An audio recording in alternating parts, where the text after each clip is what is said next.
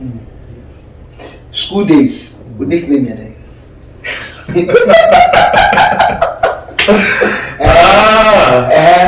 Okay. nickname the one that was more is Satlord. They call me Satlord. Sacklord. Satlord, yes. Just a winner sack now. Okay. But why that name? Why that name? Good. So school people give you names for different reasons. One, they said there was a previous senior that was in the school. Okay. And I looked like him. Okay. So the people that saw him was like, hey, wait a Satlord now Sabah from one no. Okay. So I looked like that person. My expressions, my mannerisms and stuff looked like this person. So they gave me his name. I fought it, but I couldn't win. What's wrong? I had my moments. Yes. Ernest Opuni was a very quiet guy. I was more very reserved and determined.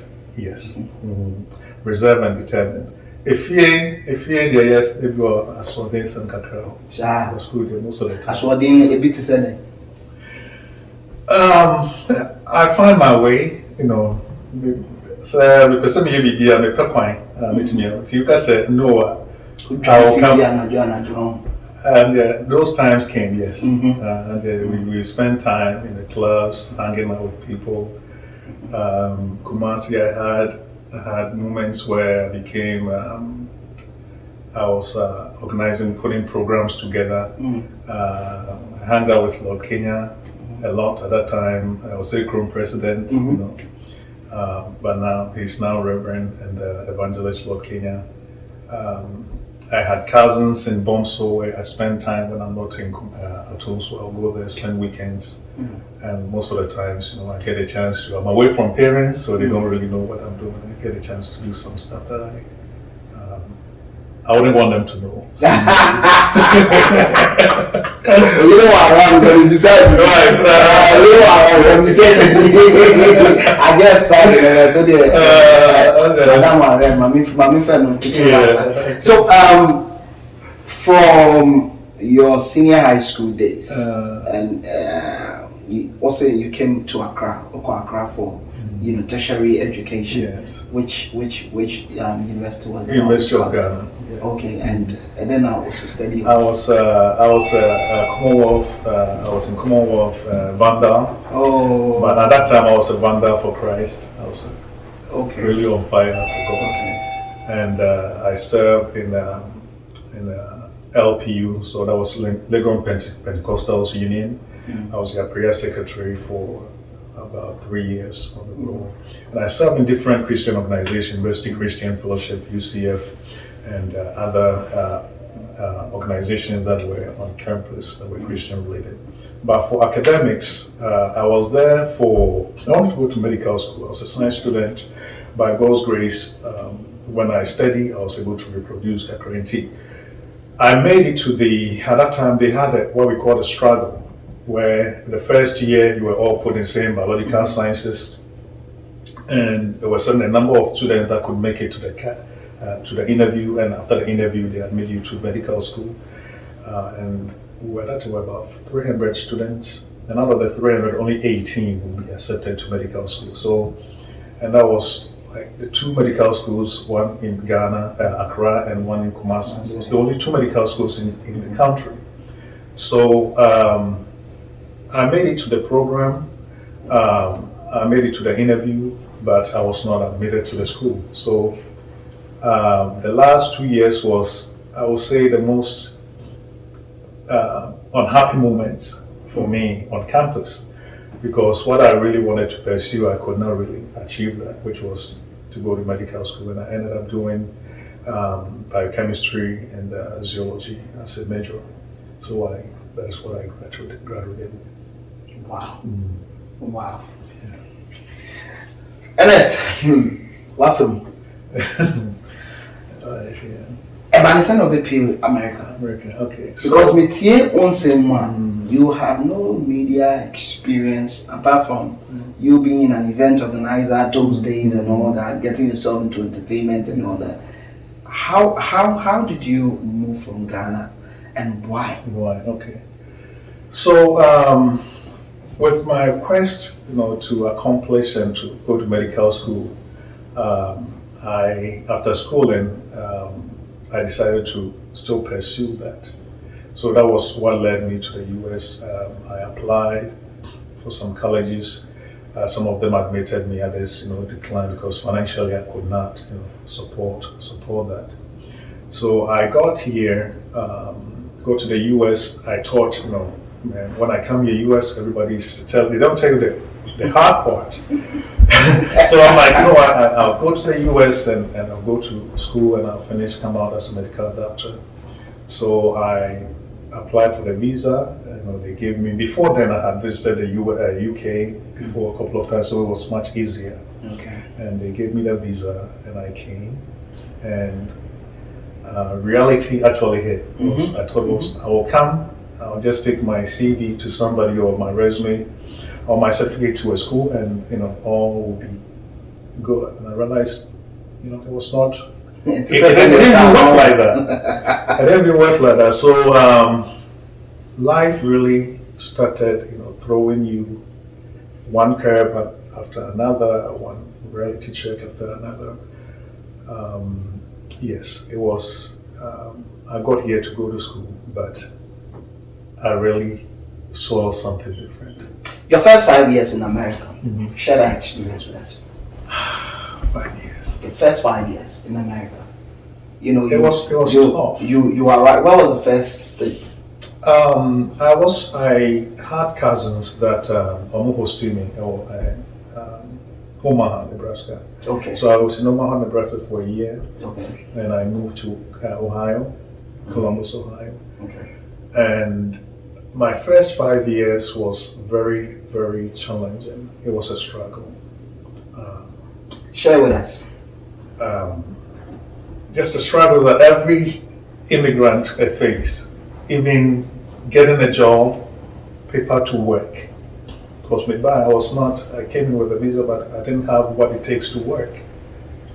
So getting somebody that will even give you their documents to work.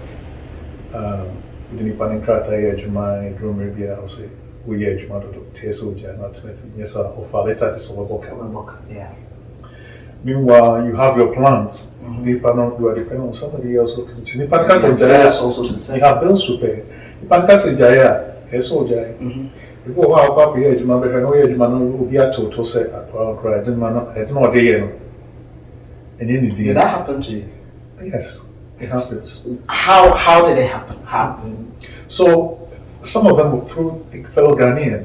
No, so how did it happen? It happened to me. Okay. So you were at work and then I had somebody that would be in Kratanam, the Panama Ghanaian, what's next from home.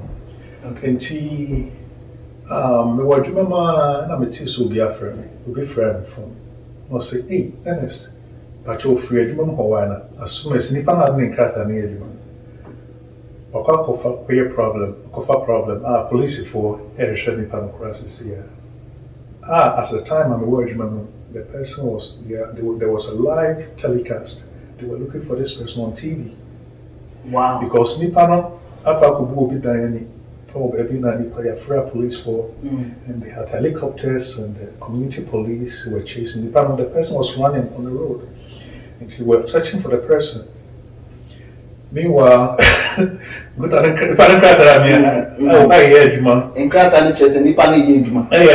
the real person was and he obia on to say a better whom said Nipano as Smith. Nipano names that offer, hey, Tinikra supervisor. I told the manager, the people, I was doing very well. I was one of their best employees at that time. And I told them I had emergency, I had to leave. As of today, I'm on to an interview. But those are some of the things. I could have stayed there and gotten arrested. So, because Kroman, it's easy for them to find out where anybody is at any time. How did you escape that? Because definitely, almost trace here, they will know that there are documentation that show this person works at so and so and so. So how did you the good that? thing is they caught this person. Okay.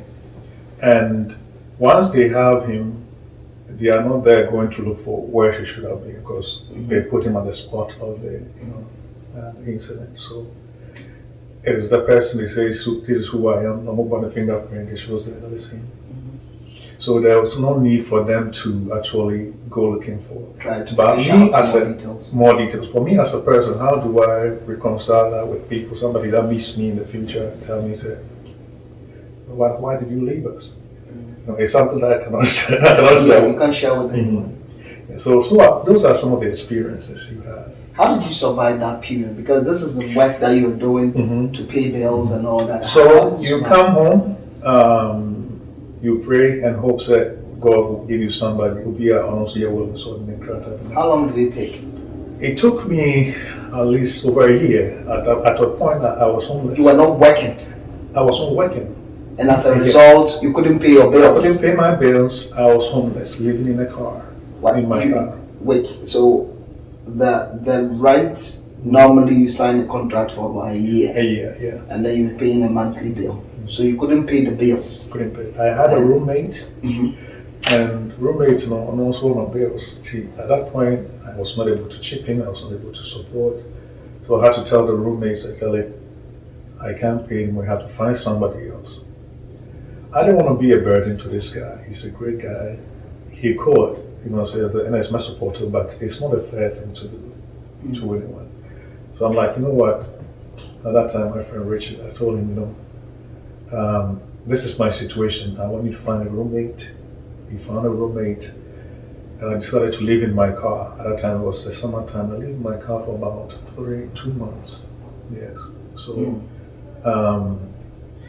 I come to our Otavianity, Opada Fubu Kupediani, Upeso Jaria, Opasrao, and use bathroom, you shower, you clean up, and you go. For 2 months? For 2 months, yeah. Wow. Yes. Wow. Living in the car. It was summer period. Okay. Winter the anchor in the car. Yeah. And it's a very dangerous thing to do because at any time they can break in the car, so sometimes you have to find, know the right place to park, to sleep. And I didn't know that in all this, God was just opening my eyes to a life, a world that is not seen. Because I realized that I was not the only one. I could have been the only Ghanaian, but not the only person. And when I started doing ministry, God has used me to be a blessing to those communities because there were people there that were sleeping.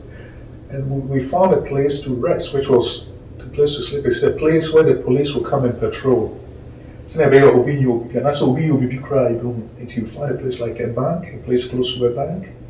You park your car at the parking lot. Bank, you'll be able to and that's what we cry. Security. So you get free security by getting the proximity to a place that is monitored or guarded. Yes. So you park your car there, you watch around, you see, and you just sleep. Yeah. Being homeless with all these experiences, how did you pull out? I would say it's God's doing, because there are people that goes to that place and they don't come out. There are people that goes to that place, they even get deeper and deeper. They turn to drugs, they turn to other lifestyles. There are people that come to places like that to actually recruit, because I was exposed to so many things. There are people that are drug dealers that will come to a place like that to recruit people because they promise them they'll give you a place to sleep. And especially women, most women that will fall prey to that. Because most people will fall to that. But by God's grace, I had the zeal and the tenacity to proceed, to continue. I met people that were very helpful. It was hard for me to share my plight with even friends. There were friends that I had that they don't even know that this guy was even homeless. Because I'll come to a place maybe on a Saturday where they have an event, and I'll come there, I'll hang out with them, and bless the people that are there, and I'll relate with them, and I'll leave. The people don't know where I'm going until I'm home. So in the course of it, I met people, someone that gave me their documents to work, and I worked my way from there. I found a job, saved money, and found someone that was willing to help me with the documentation. Yes. How long did it take for you to, get your documentation? That you know that, okay, now I am okay. How long did it take you? Okay, so I've been here to the US for 5 years without documentation. It took me at least 8 years. 8 years? For me to be properly documented. Say, okay, I have a permanent resident, maybe a 10-year document. It took me 8 years. Not from the time I filed, but the whole process of. No, I understand. From your arrival yeah. till the day that you got your green card. Yes, so the day I got my green card. It got so bad. The first person I found to help me with the documents, they took my money, and in the course of retrieving my money, they reported me to the immigration, and I got arrested by immigration. Share that experience. We see, I have met Ghanaians that will tell you that share open crata and because ultimately will be shown. Yeah. I was going interview. The person will not even show up. Yeah. Because we do see can report. Yes. Share that experience with me. Yeah. So that is just one thing that could happen, but there are different ways. I went through at least, I think, three process. The process to get it. I met 3 different people who actually took my money and never followed through with the process, because there are people here that understand the system and understand that there are people that are vulnerable because they need the documents, and all you need to do, tell them is a promise that you do it for them. And when you give them the promise, it comes with money. So they take the initial deposit, and that's it. But that's all they do. There are people that are professionals that will take the money from you, but they will not follow through with the promise to help you get a documentation. So you were looking at going through the marital process? The marital process. So you got the very first person. How much did you pay? Well, they charged the first person that I got, just to meet the person that was going to connect me, just to meet the person. I had to give the person $250. That is just the third party connecting me. $250. The person will take the money and we'll hear from them. So that'll be the last time you hear from the person. That's the last time. Connecting you, that's it. That's the last time. So this person took the $250. You meet the other person that is supposed to be the one you marry, or and I got introduced. I paid $1,000 at that time. I never seen this woman. I never seen the agent anymore. That was it. That was it. Immediately you transfer the initial deposit to that's go, it. to flow through to go do the marriage, and then see them again. And another person came. The same process. The second one, I spent $2,000. They took $2,000. Disappeared. And disappeared. Wow. And the third person. The third person too, the same. Was also a very good friend of mine that introduced me. That was his wife. They had divorced, so he introduced me to say that my wife will come in. They took my money and also $3,000. I never heard from them. So I came to a place. I'm like, God, just walk me through this. So I got married with my wife. I lived with her. I had a child with her. We were married for 4 years. Before you come to meeting your wife, so we are looking at three occasions where you were somehow duped. Why did I was you? not somehow, I was actually duped. It's not somehow. Because when you say somehow, you can retrieve, you can recover. That's for this one, you can't report it to a police. You can't file it and have an attorney. This is, you dare not even call the police and tell them I'm illegal and somebody took my money. It's not something you do. So the people that do that, they are tricksters and they know that you can't proceed with whatever they do to you. And see, that is their profession. They become professional scammers. They just take money and they just run. And you went through this for 8 years? Yeah. Before you finally got married, yes. Okay. Reverend, life without documentation, living in America. Explain it to us. How does it look like? I spoke to someone who told me, I said, Frank, when I'm putting out the police siren, now you're my show. Explain to us. Yes. So, life in let's just America, I think, is more liberal, much better than places in Europe. But life traveling without the proper documentation is tough, and I think tough is not even the right. I can't even find the right word to put it. It got to a point I even regretted traveling. I want to go home. But how do you go back home? How do you go back home? Yes. Because there are a lot of expecting of you. What travel 8 years? Meanwhile, a family member will call, a mother will call, a father will call. Expecting you to provide. But they don't know that this is what you're going through. Even if there is not a better way to explain it to them because they will not get it.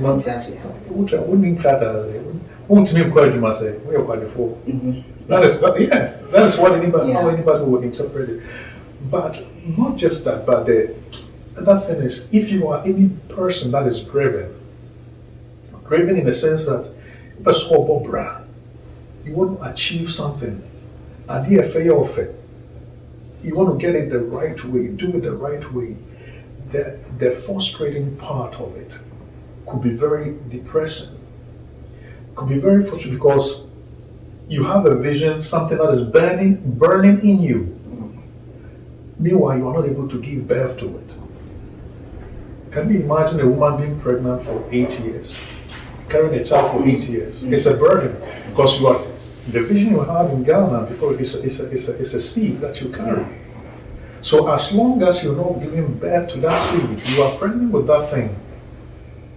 And some of the signs will show up. She throws up, she vomits. She gets sleepless nights, she gets cravings for things that she will never, she gets restless. And that is the emotions that anyone that have traveled without documentation will go through. Because but you don't have the means to do it. It's a seed that you are carrying. You are pregnant with that thing, but you are not able to give birth to it.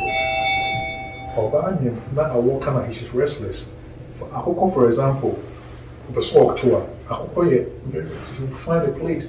That is how the person goes through. You become restless.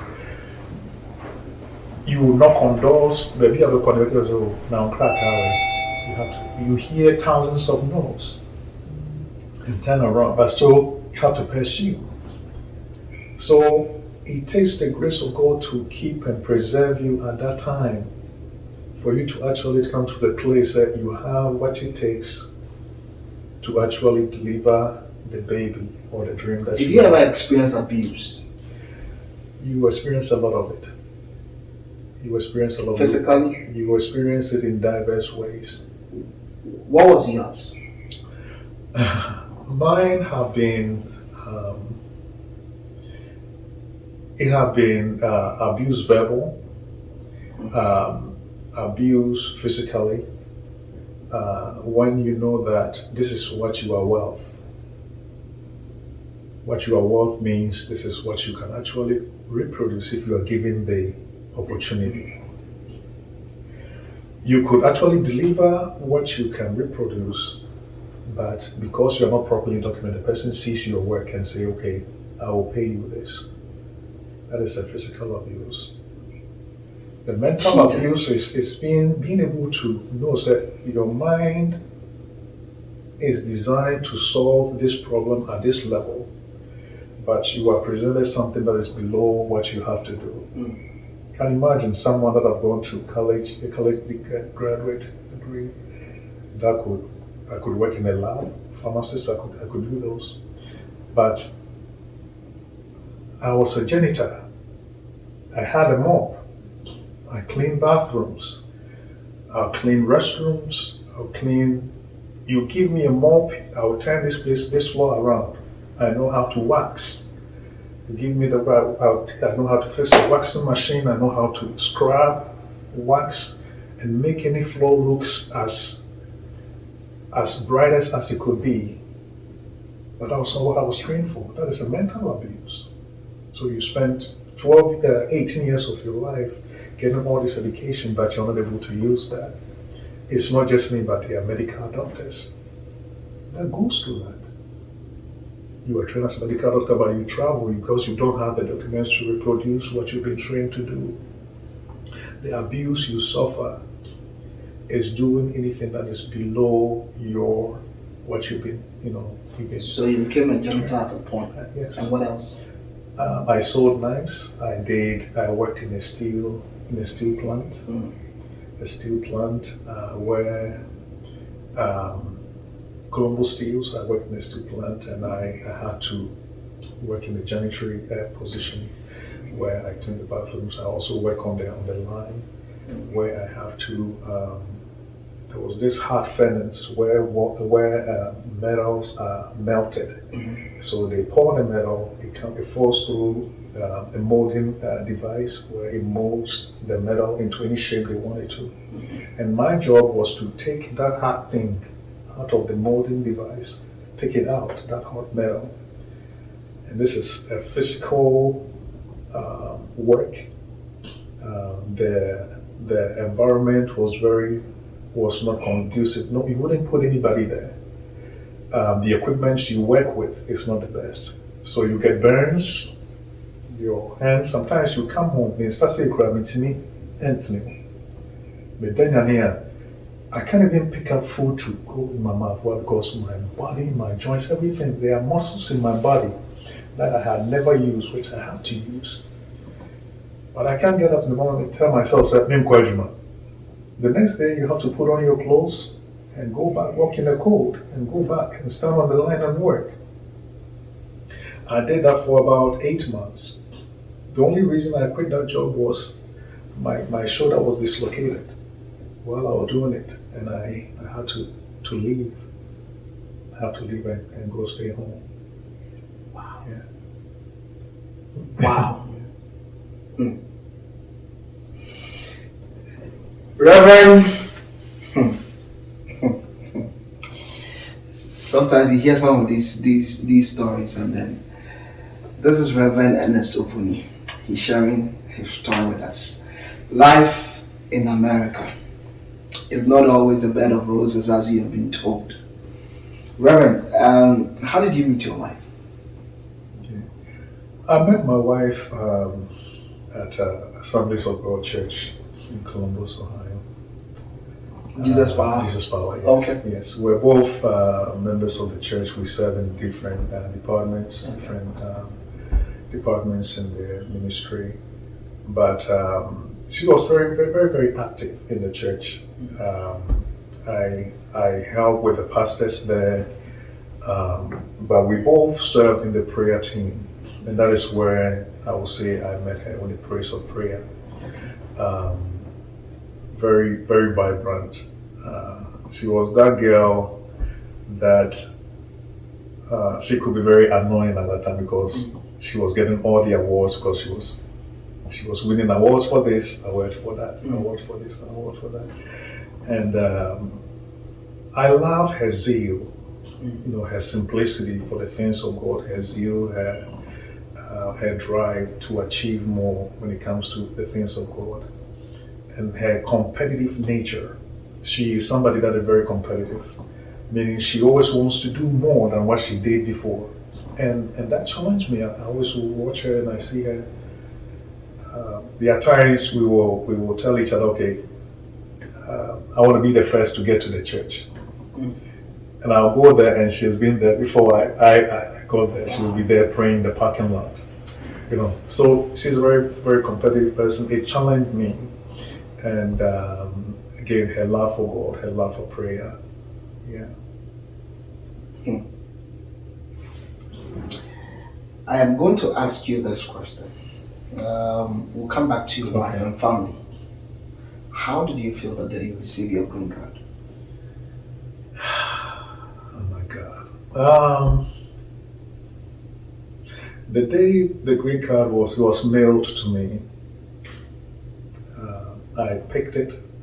It was not my first time seeing a green card, but this time it's something that had my picture on it.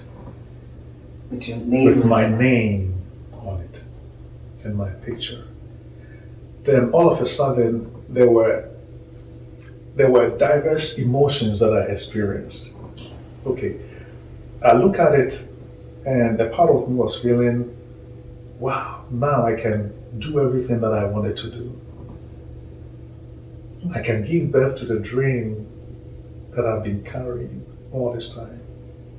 And a part of me was asking, was this actually worth the pain, worth the sleepless nights, worth the 40 days in jail, worth the fastings, worth the prayer, worth the money, the scam that people, scam people. I look at all that and all these emotions all of a sudden just started flowing through me. And it was a joyful time for me. I found a positive in it. That the idea was, now America is open. Let's see what you can do with this, Ernest. Let's see how far you can go.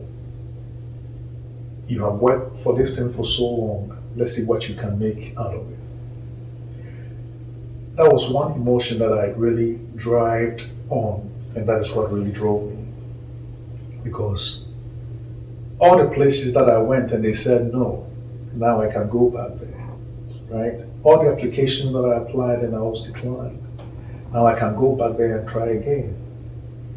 Now all the jobs that I wanted to apply, but I couldn't go in-person interview, I couldn't do a fingerprint, now I can actually apply for that job. Now it was about, okay, which one do you actually want to do? So now you were left with choices. You were left with choices.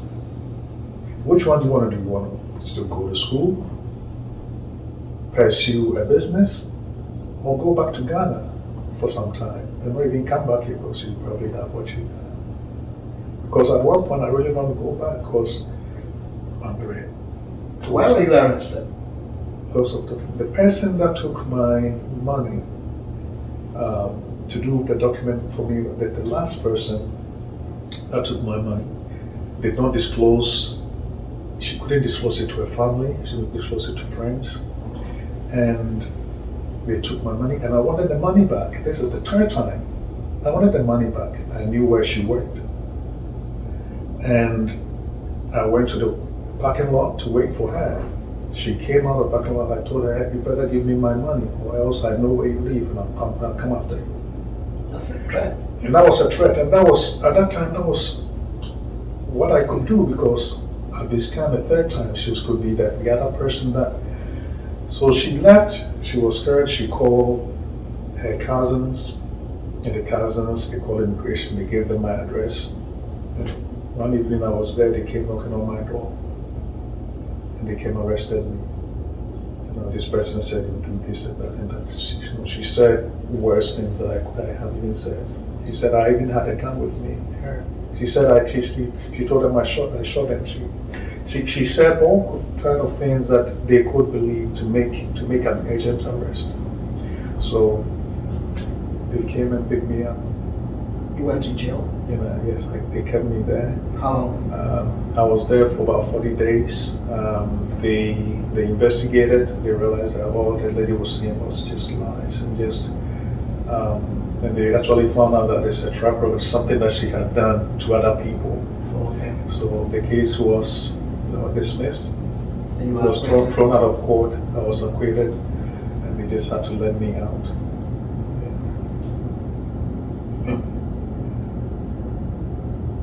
A bird whispered into my ear that your wife is more like a savior. She's more like a blessing. Yes, I think my wife is beyond a blessing to me. She has been a great support. Apart from God, she's been a great pillar. Most of the things that people see me do have been from advice that I took from her. Most of the things, decisions that I made as a result of directions that she had given me after spending time in prayer. She had been very, very helpful. Yes. What would you want to tell your wife?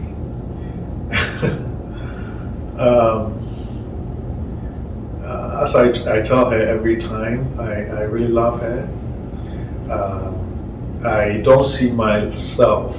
I don't see what I have without her. Apart from God, I don't see what I have going further without her. I don't see myself living and achieving anymore or much further without her. I truly love her. Yes. How many kids do you have?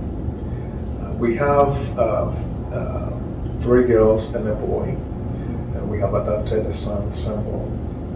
So, yes. If you get the chance to embark on this journey again, coming to America, what would you do then? Would I do that? If you should start all over again. Would you want to, attempt this adventure? I will do, but I will do it in a different way. Get enough information, and again, life never prepares you for, what is out ahead. You may learn from your experience, but you never have enough experience for the next thing that will come to you in life. So yes, I've been a blessed. God have blessed me in this community. Being here, will I have achieved or got into the place where I am if I was in Ghana? It is hard for me to say, but I gave God the opportunity,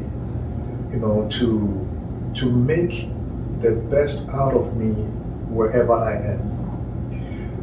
Through the radio station and through other businesses that we own, we sponsor different events in the community. We started the scholarship program whilst I was in the church of the Assemblies of God Church, which at one point we gave out 21 laptops to high school graduates with the support of other business owners.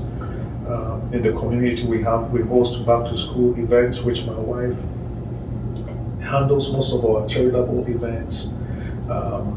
During the Ghana picnic events in the community and stuff like that, she in the support of volunteers in the station, we put together plans, we put together books, book packs filled with teaching materials, filled with books and crayons, pencils, things that will help kids to learn in school.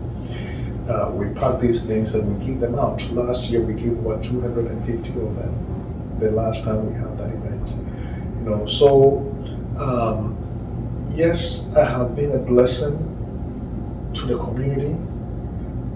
There are many things that I can't even say. The homeless people, we make donations. Some of them we don't even announce that. There are times I go back to places where when I was homeless, and I look at the place and I still see people there. I buy things for them, I give them money, because I believe that God took me to those places to open my eyes to see that there is also a world out there. Will I be able to do that in Ghana? I don't know. But what I'll say is I gave myself and allow God to use me to be a blessing and to give my best in everywhere that I am. Somebody in Ghana, a cousin, a friend, a cousin's friend, a mother's friend, any Ghanaian in Ghana who wants to travel to the United States of America, Yes. what advice would you give that person? Give them. I have uncles in Ghana that are doing very well. Uncles and brothers in Ghana. They have not traveled, never traveled. As a matter of fact, when I decided to travel, my uncle, one of my uncles at that time told me, "What are you going to do in Abuja?" Because naturally the men in our family, they are successful. They get, if you put your, so most of them don't feel the need to travel. And most of them are in Ghana, doing very well. They have never, see a okay, so they are driven to travel. What I will tell them is, according to you have to travel with a purpose. God has to actually open the door for you. Should you wait for that door to be open? Yes, I believe that you should wait for that door to be open. There are a lot of things that Crawford ain't share. People don't share those experiences. To person will travel, make sure say what abrabo baby I walk on abrabo what you say, and you are ready to endure or go through the challenges that will come. Nyame Israelipa. Baby bia will be so what those we be no. Nyame timi Israel suma. The mobia or tone so Ghana in so now they are shanema. In so now they are shanema college be a doctor, be a bravo and the man being Israel. We will do also so free Ghana or yeah, Juma Kessia or Tony dying, Tony Juma about Broche, say baby or better crow baby cry head him. It's your bravo in Yakupon Isra, Mushraye, yeah, somewhere Jumani, yeah, Israel or the baby. It is our duty to discover where God has placed your blessings.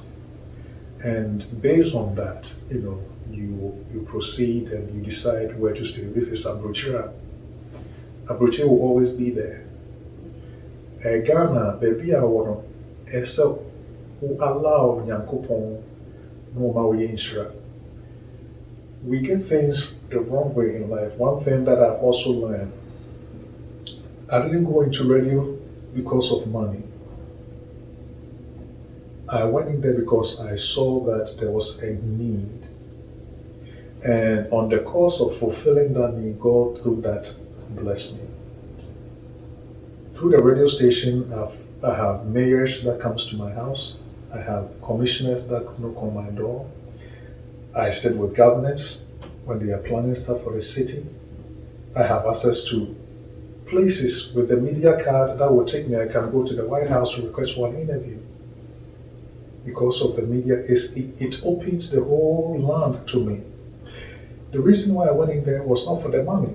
I didn't even know, say, with a media card that you can even knock on. I didn't even know. But what drove me was because I wanted to create a platform for the community, for them to be able to share ideas, to engage each other, to pass on information. And through that, God opened the door for me. So wherever you are, try to solve a problem in your community. Support hosts na find a way to seal it. Maybe as you are doing it, a jumana or will be a frost, hey, you'll be crowd animal, I didn't know my then you go point and spend on Sweden or the baby acquirement. No one I'm sweating, no again. It is will be an incrata proper we know about America. More, is that what you No, I just want to know what you have experienced. Yeah. I will say it will be of Ernest. Me person me ba o me ne connection man bia ye na Nyankopon ya adoma next week me ba. I will say me penzo ni in character. I will tell you not to come. I will tell you not to come. I will tell you not to come. Make sure say you have the documents to come properly. Because what I went through, and you'll be on a bit in it. I have seen people that commit suicide in jail, in the immigration area. Mentioning suicide, did you ever think of that? I don't know what I was feeling. Did you ever think of? You wish that. But yes, at one point when I was in jail, they had to isolate me. Nobody that wants to take their lives know that I want to take my life. But you go through that process where you feel you could be better in a different place. And that's where it starts. You could be better going through the psychology of suicide, where my life could be better in a different place. My life could be better if I was somewhere else. My life could be better if I was somebody else. That is the door, that is the portal. And as you enter that portal mentally, that's where people end up taking their lives. They had to isolate me because I regretted traveling. I mean, things was hard for me in Ghana, but not to this point. I was not in jail. And to hear that, educated person, someone, at that time, I don't know how Ghana, let's say now, but at that time, leaving Ghana, somebody that had gone to college, the family was looking up to you. You were a medical doctor. Come on. Yeah, they're all there. And the people you are associating with, these are people that you should not even be. They are people that are murderers. They are people that are criminals, drug dealers. And they tell you stories, and when you go there, they see you like, this person, you don't belong here. Why are you? What are you isolated? Because, as I said, I didn't even know why they isolated me. But at one point, they came and said, "Hey, let's take him out and let's observe him at a place where they could actually observe him." They had me in a place, in a holding place, and I was there. And one thing I remember was I was pacing a lot, like I was going back and forth. The place is going back and forth. In that isolated place, was going back and forth. I was there for some time. I think it was a whole day, and they took me back to the place where I was with the other people. I was upset. Is it that you couldn't think straight, like you didn't know what was happening, and from their observation, they knew that this person can cause harm to himself on any time? Probably. These are people that are actually psychologists that are there. I would say prison. It is not in Ghana. There are all kinds of people that come there. The correction officers are trained. They are trained psychologists. They are people that observe with cameras, and they can tell. This is what they do for a living, and they can tell. I wouldn't say I was suicidal, but they saw something. They saw something that you didn't realize was happening. I didn't realize was happening, and they felt the need to isolate this person because I knew I was angry. Upset. You were angry? I was angry. Angry about what? I was angry about why did I even make this decision? Why am I here? The frustration. I want to get out of here. My life could be better somewhere else. I want to go home, go to my country. That's you still have to wait the process, right? You can't just. Still have to wait for the process. Because he didn't know it was going to be 40 days. I didn't know. Yours, we were just him die. The thing is, they came to say, "Hey, we want to question you. There's this person that has said they want to question you." So I was like, "Okay, sure, let's go." So I sat in the car, immigration office. They took me downtown Columbus. It was going to be a 5 minutes interview. They just had an interview. After the interview, they said, "Okay, we have to keep you here for some time." Like, that's it. I'm like, "What? Why?" And they were like, "Well, we have to take you to." They brought in their citations, their charges, and everything. Like, and that was it. And that was it. The next time you realized it was 40 days. Well, I was still aware of the process because I had to go to court. But what was supposed to take 5 minutes ended up becoming a day, 2 days, a week, and a week turns to a month, 3 weeks, 4 weeks. Why am I here? And these people could not even release you because they realized that, okay, the charges were not correct. They have to let you go, but they can't just get you out because you are still illegal in the country. Yeah. So it was, yes. Reverend Ernest Opuni. Thank you for sharing your story with us. Thank you. I just don't know what else to say. But just take his advice. This is a man who has experienced it and he has seen it. If you want to travel to the United States and you know you have no proper documentation, Reverend, what's your opinion? I wouldn't want you to do it. Don't do it. Don't make the attempt. You just might not survive. He went through 8 years and he survived. You just might not survive. Itiama Frank is my name. Reverend Ernest Opuni. Thank you. Thank you. God bless you. God bless you. Nobody cares what you know until you let them know that you care about what you know. Thank you for watching.